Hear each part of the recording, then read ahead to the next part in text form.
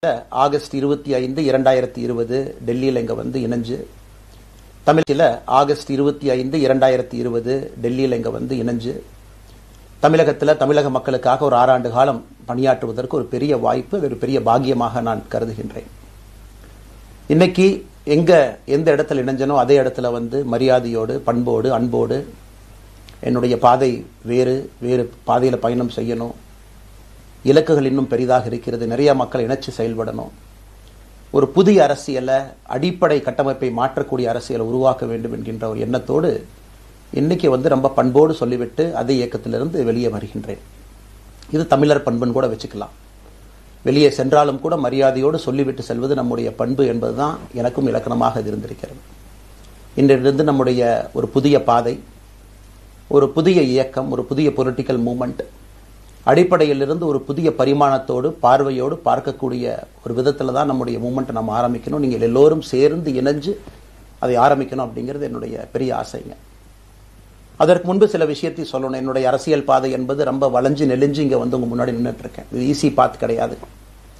ஒரு கிராமத்தில் பிறந்து ஒரு சாதாரண குடும்பத்தில், விவசாய குடும்பத்திலிருந்து வந்து ஒரு காமன் மேன் அரசியலுக்கு வர்றதே நம்ம ஊரில் நம்ம ஒதுங்கிக்குவோம், வரமாட்டோம். பட் அதே போல் என்னுடைய பாதையும் கூட 2009 கேப்டன் விஜயகாந்த் அவர்களுடைய கட்சியில் தேமுதிகவில் ஐஎம் லக்னோவில் படிக்கும் பொழுது ஒரு இன்டர்ன்ஷிப்பாக 3 மாத காலம் ஆரம்பித்து, அதன் பிறகு 10 ஆண்டு காலம் கழித்து பாரதிய ஜனதா கட்சியில் ஆரம்பித்து 6 ஆண்டுகள் பாரதிய ஜனதா கட்சியிலிருந்து இன்னைக்கு தனித்துவமாக நம்முடைய இயக்கத்தை மக்கள் முன்னாடி வைக்கணும். உங்க முன்னாடி நிற்கிறேன். 25 வயசுல எனக்கு அந்த இன்டர்ன்ஷிப் திரு விஜயகாந்த் அவங்க கிட்ட செய்யறக்கு ஒரு பெரிய பாக்கியம். அன்னைக்கு அரசியல்னா என்னன்னே தெரியாம ஒரு புதிய அரசியலை தமிழகத்தில் கொண்டு வர முடியுமான்னு யோசித்த தருணம்.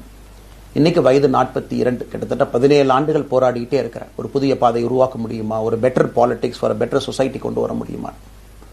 அதே நேரத்தில் நிறைய யூகங்கள், நிறைய பேர் நிறைய சொல்றதுனால இதே டெல்லியில் ஆகஸ்ட் 24, 2020 பிஜேபி இணைய வரும்பொழுது சூப்பர் ஸ்டார் ரஜினிகாந்த் அவங்க எனக்கு ஃபோன் பண்ணாங்க. எனக்கும் அவருக்குமான நட்பு கிட்டத்தட்ட நான் பதவியிலிருந்து வந்த பிறகு ஒரு நட்பு. நிறைய அவர்கிட்ட பேசுவேன். அவருடைய அரசியல் பாதை எப்படி இருக்கணும் அப்படின்லாம் பேசியிருக்கேன். அப்ப திரு சூப்பர் ஸ்டார் அவர்கள் இங்க டெல்லியிலிருந்து திரும்ப வரணும், அவருடைய இயக்கத்தில் இணைய வேண்டும் என்ற வேண்டுகோளை ஆகஸ்ட் 24 ஒரு நாளைக்கு முன்னாடி பிஜேபியில் சேரும் பொழுது வைத்த பொழுது 3 விஷயம் தான் என் கண் முன்னாடி இருந்துச்சுங்க. தமிழ்நாட்டுக்கு எது நல்லது, அது எந்த மாற்று கருத்தும் இல்லை. சூப்பர் ஸ்டார் அரசியலுக்கு வர்றதுதான் தமிழ்நாட்டுக்கு நல்லது. சூப்பர் ஸ்டாருக்கு என்ன நல்லது, அவர் அரசியலுக்கு வராமல் இருக்கிறது தான் அவருக்கு நல்லது. கோவிட் காலகட்டத்தில் அவருக்கு இருக்கக்கூடிய உடல் பிரச்சனைகள், அதையே பார்த்துக்கணும். முதல்ல அவர் ஆரோக்கியமா சந்தோஷமா இருக்கணும். அண்ணாமலைக்கு எது நல்லது, பாரதிய ஜனதா கட்சியில் இணைகின்றேன் என்கின்ற வாக்குறுதியை திரு சந்தோஷ் ஐயா கிட்ட கொடுத்தேன், ஒரு ப்ராமிஸ் கொடுத்தேன். அதை பிரேக் பண்ணக்கூடாது அப்படிங்கிறதுல நான் தெளிவாக இருந்தேன். ஸோ 3 கான்ஃபிளிக்ட் இங்கே இருக்கும் பொழுது, ஸோ ஒரு நாள் இந்த கட்சியில் இணைவதற்கு முன்பாகவே முழு கான்ஃபிளிக்ட். அன்னைக்கே ரஜினிகாந்த் ஐயா பேசி அந்த ஃபோன் காலுக்கு முதல் முறையாக மறுத்து, ஐயா மன்னிச்சுக்கங்க என்னால் வர முடியாது என்று சொல்லி பாரதிய ஜனதா கட்சியில் அடுத்த நாள் இணைத்துக் கொண்டேன். அதன் பிறகு சூப்பர் ஸ்டார் அவங்களை பார்த்து மன்னிப்பு கேட்டேன். அவரும் பெருந்தன்மையாக அவருடைய அரசியல் பாதையை அவரும் பெருந்தன்மையாக அடுத்து தீர்மானிச்சார். எதுக்கு இதை நான் சொல்றேன் அப்படின்னாங்க, சில யூகங்களுக்கெல்லாம் இன்று முற்றுப்புள்ளி வைக்க வேண்டும் என்பதற்காக மட்டும்தான் இதை நான் சொல்றேங்க. வேற எந்த காரணமும் கிடையாது. இன்னைக்கும் சூப்பர் ஸ்டார் அவர்கள் மீது பெரும் மதிப்பும் மரியாதையும் வைத்திருக்கக்கூடிய மனிதன் நான்.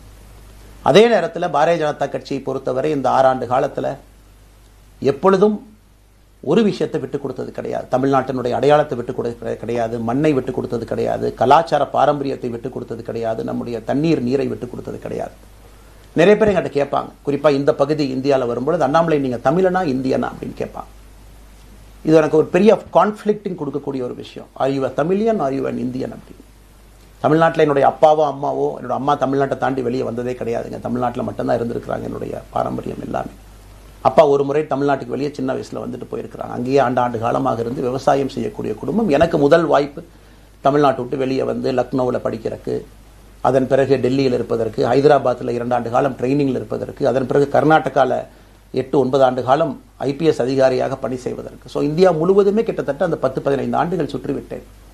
அதனால் நான் எப்போதுமே சொல்லுவேன், நான் ஒரு பெருமை மிகுந்த இந்தியன், ஒரு பாரம்பரிய தமிழன் என்கின்ற அடையாளத்தோடு எல்லாத்துக்கிட்டையுமே சொல்லுவேன். அது இந்த கான்ஃபிளிக்ட் சில பேருக்கு ஒரு எட்டர்னல் கான்ஃபிளிக்ட் ஆச்சு. தமிழ்நாட்டினுடைய அரசியலும் கூட ஒரு பெருமை மிகுந்த தமிழனா இருக்கணும் அப்படின்னா நான் ஒரு இந்தியன் என்று சொல்ல வேண்டிய அவசியம் இல்லை அப்படின்னு நிறைய கட்சிகள் அங்கே இருக்கிறாங்க. நான் எப்பொழுதுமே தொடர்ந்து சொல்லிக் கொண்டிருப்பது, இந்தியன் என்கின்ற அடையாளத்தோடு ஒரு பெருமை மிகுந்த தமிழனாகத்தான் எல்லா இடத்துலையும் இருக்கிறேன். அப்படித்தான் இந்த இயக்கத்திலும் இருக்கணும். நாம் ஆரம்பிக்கக்கூடிய இந்த இயக்கத்தில் உங்களோடு பயணம் செய்யணும். தமிழ்நாட்டினுடைய எந்த பிரச்சனையும் கூட முன்னிறுத்தி சமரசம் இல்லாத நம்முடைய தமிழ்நாட்டினுடைய வளர்ச்சியை நாம் எல்லோரும் கொண்டு போகணும். எத்தனையோ பிரச்சனைகள். நான் பாரதிய ஜனதா கட்சியில் இணைந்த பிறகு எல்லா தலைவர்களும் பெரும் ஒத்துழைப்பு தான். இருந்தும் தனியா போகணும், உள்ளாட்சி தேர்தலில் தனியா போகணும், தமிழ்நாட்டினுடைய அடையாளத்தோடு பாரதிய ஜனதா கட்சி இருக்கணும். தமிழ்நாட்டினுடைய அடையாளம் மிக முக்கியம் என்பதற்காகத்தான் அன்னைக்கு தலைவர் திரு ஜே பி நட்டா அவர்கள் நிறைய பேர்த்துக்கிட்ட பேசி நாம உள்ளாட்சி தேர்தல் தனியா போகணும், அதே போலதான் லோக்சபா தனியா போகணும். ஏதோ தனிப்பட்ட முறையில் எனக்கும் இன்னொரு கட்சிக்கும் பிரச்சனை இல்லைங்க.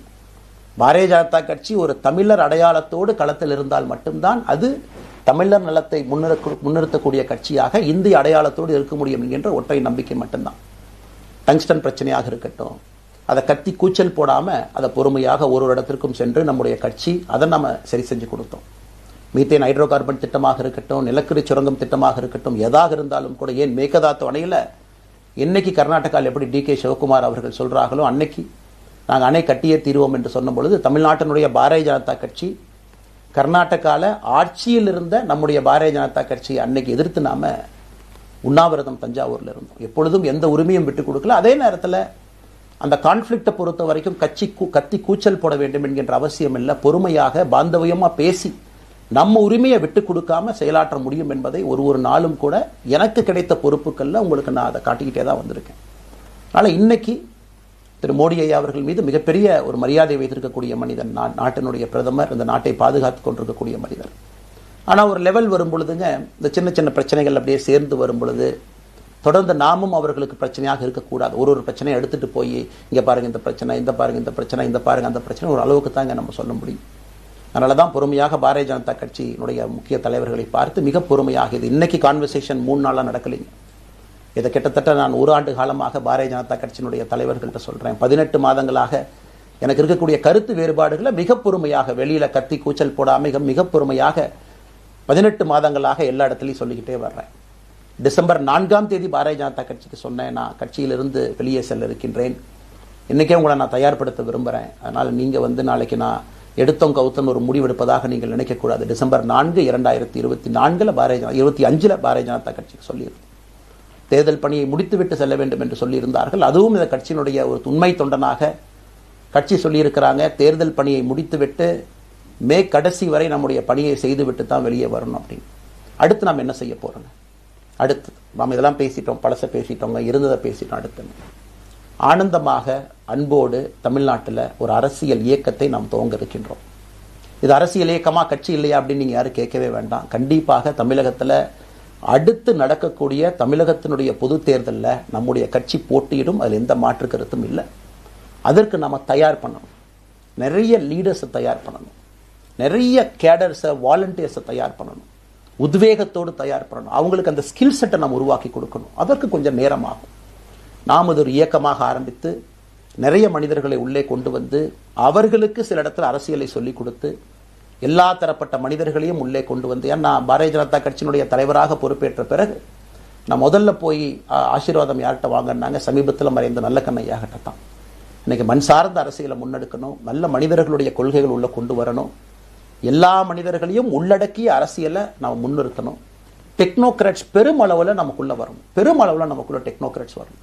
இன்னைக்கு அமெரிக்கா போறோம், யூரோப் போறாங்க, போய் நமக்கே எவ்வளவு பெருமையா இருக்கு. ஒரு மிகப்பெரிய நிறுவனம் நிவிடியா எடுத்துக்கங்க, மைக்ரான் எடுத்துக்கங்க, சாம்சங் எடுத்துக்கங்க, இன்டெல் எடுத்துக்கங்க, அங்க இருக்கக்கூடிய இன்ஸ்டாகிராம், ஃபேஸ்புக், கூகுள், ஆல்பபெட் பார்க்கும் பொழுது வைஸ் பிரசிடென்ட் பார்த்தீங்கன்னா ஒரு தமிழன் அங்கே உட்கார்ந்துருக்கிறான். இந்தியன் என்கின்ற அடையாளத்தோடு அங்கே ஒரு தமிழன் அமர்ந்திருக்கின்றார். என்னுடைய கனவு உங்கள் பல பேர்த்த போல அவர்கள் எல்லாம் திரும்ப இங்கே வந்து அரசியல்ல ஏதோ ஒரு விதத்தில் கான்ட்ரிபியூட் பண்றதுக்கு நம்முடைய இயக்கமும் நம்முடைய வருகின்ற காலத்தில் நம்ம ஆரம்பிக்கக்கூடிய கட்சியும் அதற்கு உறுதுணையா இருக்கணும். அத்தனை டேலண்ட்டை ரிஃபைன் பண்ணி நம்ம கொண்டு வரும். தமிழ்நாட்டினுடைய வளர்ச்சிக்கு எல்லோரையும் நம்ம பயன்படுத்தணும். இதுல எங்கேயுமே கூட நான் பெரிது நீன் பெரிது என்று இருப்பதை விட ஒரு வளர்ந்த பாரதம், இந்தியா உலகத்தில் மிக முக்கியமான இடத்துல அந்த பாரதம் வந்து அமரும் பொழுது முதன்மை மாநிலமாக தமிழகத்தை கொண்டு வந்து நிறுத்த வேண்டிய பொறுப்பு நமக்கு இருக்கு. அதற்கு நம்முடைய பொலிட்டிக்கல் கிராமர், பொலிட்டிக்கல் லாங்குவேஜ் எல்லாமே நம்ம மாற்றணும். நம்ம பேசக்கூடிய விஷயம். அடுத்து இன்னொன்று கேட்குறாங்க, நான் கமெண்ட் வர அப்படியே நான் பேச ஆரம்பிக்கிறேன். தமிழ்நாட்டில் இன்னைக்கு ஒரு அரசியல் கட்சி வேணுமான்னு கேட்டீங்கன்னா கண்டிப்பா வேணும், அது எந்த மாற்று கருத்தும் இல்லை. காரணம், ஒரு கடைக்கு போய் நாம் ஒரு டூத் பேஸ்டோ, ஒரு அரிசியோ, ஒரு பருப்போ வாங்கினா கூட 10 கடை ஏறி இறங்கி எங்கள் அம்மா அதெல்லாம் பார்த்து, விலையை பார்த்து, தரத்தை பார்த்து, பொருளை பார்த்து அத்தனை முறை வாங்கித்தான் பார்ப்பேன். ஏன்னா அது நம்ம உடம்புக்குள்ளே போகிற விஷயம். ஆனால் அரசியல் கட்சி இன்னைக்கு எத்தனையோ கட்சிகள் இருந்தாலும் கூட என்னுடைய நம்பிக்கை, நம்முடைய நம்பிக்கை, வருகின்ற காலத்தில் நம்முடைய அரசியல் இயக்கம் கட்சியாக மாறும் பொழுது மக்கள் அந்த தரத்தை பிரித்து பார்ப்பார்கள். தலைவர்கள் எப்படிப்பட்டவர்கள்? நாம எல்லோருமே காமன் மேன் பொலிட்டீஷியன்ஸ். பக்கத்து வீட்டுக்காரங்க மாதிரி தான் மக்கள் நம்மளை பார்க்க போறாங்க. தூரத்திலிருந்து நாம் கை காட்டப் போவது கிடையாது. ஏன்னா நாம் யாரும் அப்படிப்பட்ட குடும்பத்திலிருந்து வரவில்லை, அப்படிப்பட்ட வளர்ப்பு நமக்கு இல்லை, நாம் யாரும் அப்படி இல்லை, தமிழனுடைய கலாச்சாரமும் பண்பாடும் இல்லை. அதெல்லாம் கூட நம்முடைய அரசியல்ல முதல் நாள்ல இந்த கல்ட் பாலிடிக்ஸ்ல இருந்து நம்ம வெளியே வரணும். அரசியல் மாற்றம்னு சொல்றாங்க, ஆனால் அதே கல்ட் பாலிடிக்ஸ். நம்ம அதில் இருக்க போறது இல்லை. கல்ட் பாலிடிக்ஸ்ல இருந்து வெளியே. அண்ணாமலை என்ன பிறந்த நாளா 10 பேர் கொண்டாடணுமா? அதனாலதான் நம்ம பிறந்த நாள் அன்னைக்கு எதுவுமே நம்ம செய்யல. என்னுடைய பிறந்தநாள் என்பது உங்கள் பிறந்தநாளை போல ஒரு நாள். நான் அரசியல் வருவதை என் பிறந்தநாளை எப்பவுமே கொண்டாடினது கிடையாது. அரசியல் வந்ததுக்காக சில பேர் போஸ்ட் அடிச்சு ஒட்டுறா. அந்த கலாச்சாரத்தையும் உடைக்க வேண்டும் என்பதற்காகத்தான் நேற்று நாம் எதுவுமே பேசலைங்க, இன்னைக்கு நம்ம பேசுறோம். இந்த கல்ட் பாலிடிக்ஸ்ல இருந்து வெளியே வரணும். ஒரு காமன் மேன் பாலிடிக்ஸை முன்னிறுத்தணும். சமரசம் இல்லாத கொள்கை இருக்கக்கூடிய இயக்கமாக அது கட்சியாக முன்னாடி வரணும். அவ்வளவு குவாலிட்டியான லீடர்ஸை நம்ம பில்ட் பண்ணணும். ஒரு முதலமைச்சர் தமிழகத்தை மாற்ற முடியுமான்னு கேட்டீங்கன்னா கண்டிப்பா முடியாது. முதலமைச்சர் இருக்கக்கூடிய 35 கேபினெட் அமைச்சர்கள் மாற்ற முடியுமான்னு கேட்டா கண்டிப்பா முடியாது. 234 சட்டமன்ற உறுப்பினர்கள் மாற்ற முடியுமான்னு கேட்டா முடியாது. 39 பாராளுமன்ற உறுப்பினர்கள் மாற்ற முடியுமான்னு கேட்டீங்கன்னா முடியாதுங்க.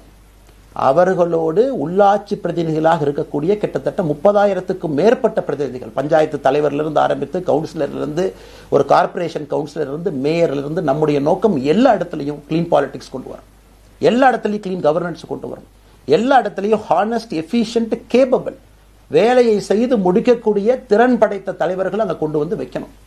அதே நேரத்தில் பாலிடிக்ஸ் என்பது ஒரு ஃபேமிலிக்கு மட்டுமல்ல, தொடர்ந்து நாம மட்டும் இருப்போம் அப்படி இல்லைங்க. நம்ம இயக்கம் கட்சியாக மாறும் பொழுது உங்கள்கிட்டலாம் பேசி நம்ம டேர்ம் லிமிட் கொண்டு வரோம்.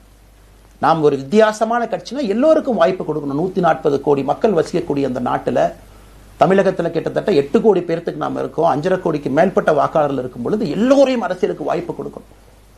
டேர்ம் லிமிட் கொண்டு வரணும். எத்தனை முறை எம்எல்ஏவாக இருக்கணும், எத்தனை முறை எம்பியா இருக்கணும், எல்லோருக்கும் அது பொருந்தும், எனக்கும் அது உட்பட.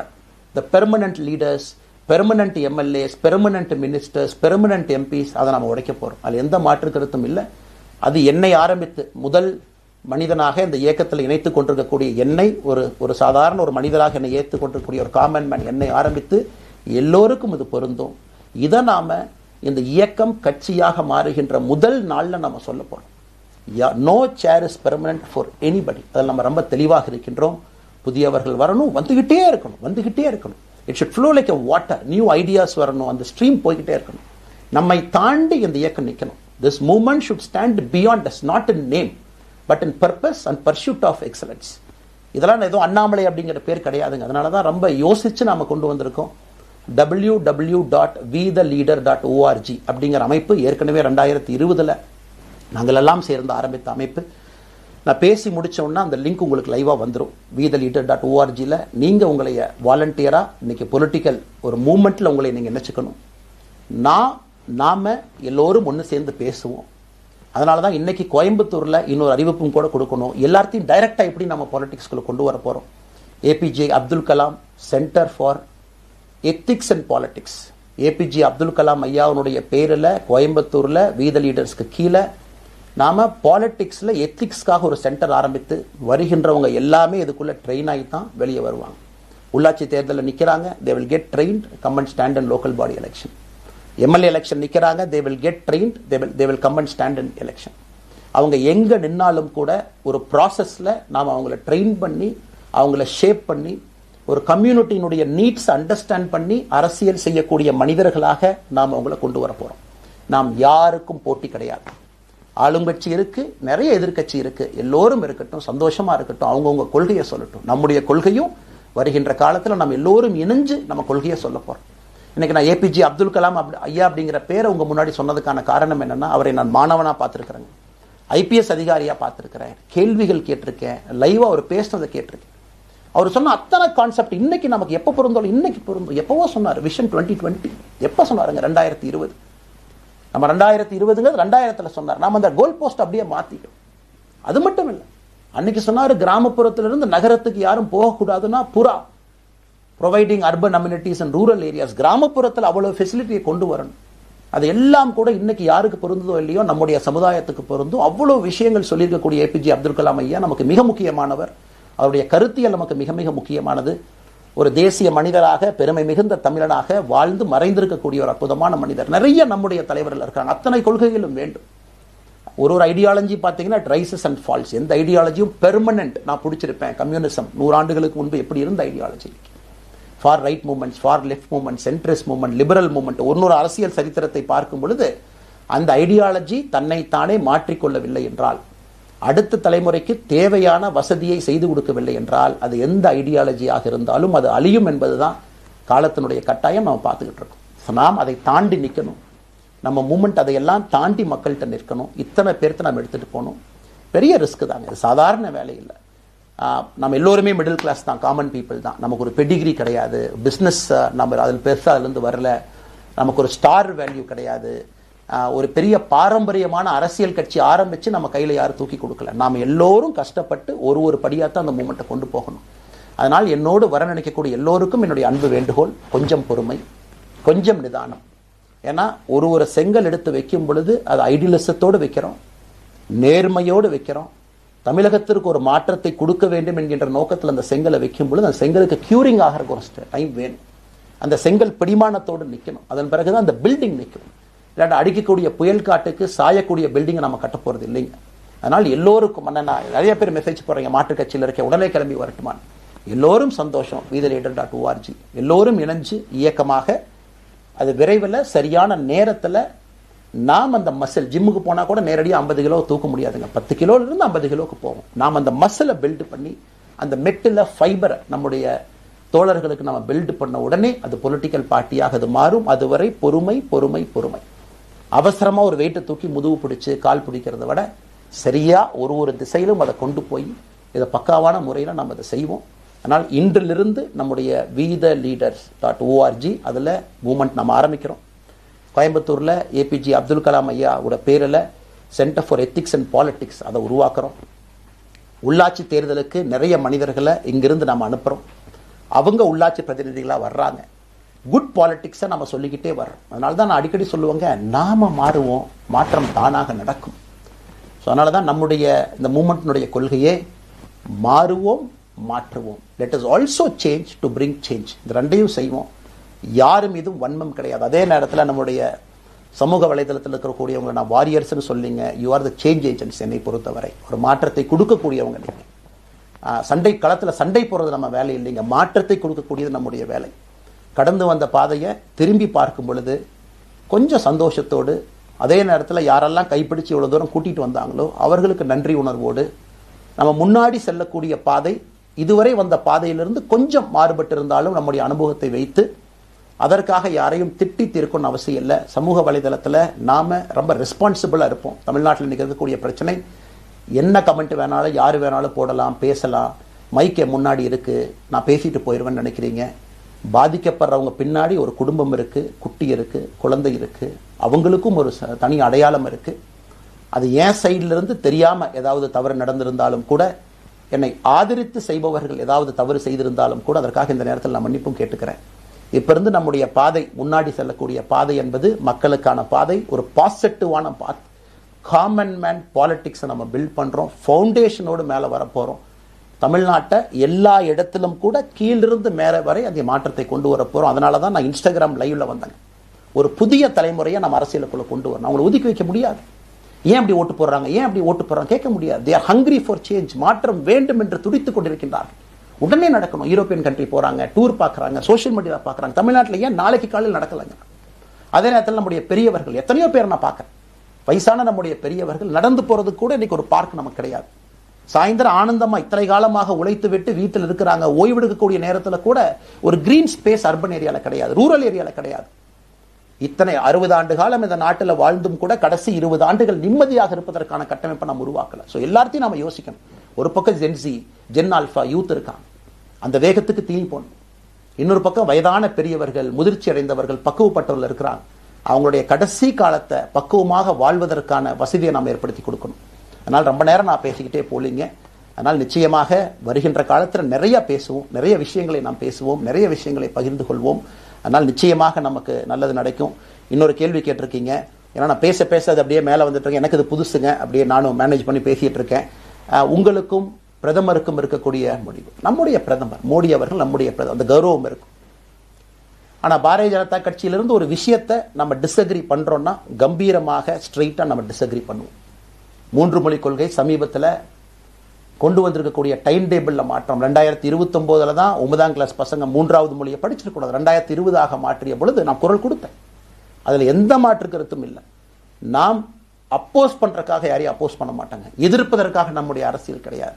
எப்படி திமுகவை பார்க்கின்றோமோ, எப்படி அதிமுகவை பார்க்கின்றோமோ, எப்படி டிவிகேவை பார்க்கிறோமோ, எப்படி அண்ணன் சீமான் அவர்களை பார்க்கிறோமோ, எப்படி அண்ணன் அன்புமணி அவர்களை பார்க்கிறோமோ, எப்படி இங்க இருக்கக்கூடிய எல்லா தலைவர்கள், அண்ணன் ஜி.கே. வாசன் அவர்கள், ஏசி சண்முகம் அவர்கள், பாரிவேந்தர் அவர்கள், ஜான் பாண்டியன் அவர்கள், எல்லா கிருஷ்ணசாமி ஐயா அவர்கள், ஐயா வைகோ அவர்கள், அம்மா பிரேமலதா அவர்கள், எல்லா தமிழகத்தில் இருக்கக்கூடிய எல்லா அரசியல் கட்சியினுடைய தலைவர்கள் எப்படி பார்க்கிறோமோ அப்படித்தான் நான் பாரதிய ஜனதா கட்சியை பார்ப்பேன். அதற்காக நம்ம போய் ஒரு வன்மமோ எதுவும் கிடையாது.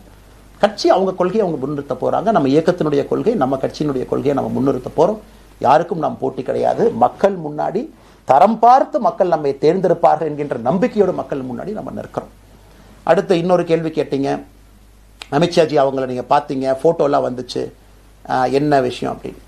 அமித்ஷாஜிட்டையும் அமித்ஷா அவர்கள்ட்டையும் ரொம்ப பொறுமையா போய் நான் சொன்னேன், இந்த மாதிரி எக்ஸ்பிளைன் பண்ண நான் போகணும். அதே நேரத்தில் நான் யாரிடமும் சண்டை போட்டு விட்டு தமிழகத்தில் உட்கார்ந்து ஐ எம் ரிசைனிங் ஃப்ரம் பார்ட்டின்னு அனுப்புற ஆள் நான் கிடையாது. எனக்கு அது பழக்கமும் கிடையாது. வந்து நேராக உங்க கண்ணை பார்த்து சொல்லிட்டு சில தவறுகள் இருந்தாலும் அதையும் சொல்லிவிட்டு போகக்கூடியதான் என் பண்பு. அதை நாகரீகமாக செய்ய முடியும் என்று நினைக்கின்றேன் என்று சொல்லிவிட்டு தான் வெளியே வந்தேன். அப்படித்தான் ஒரு தலைவர்கிட்டையும் பண்ணேன். அதை நாம் எப்பொழுதுமே பண்ணுவோம். நாகரிகமான அரசியலை முன்னெடுப்போம்.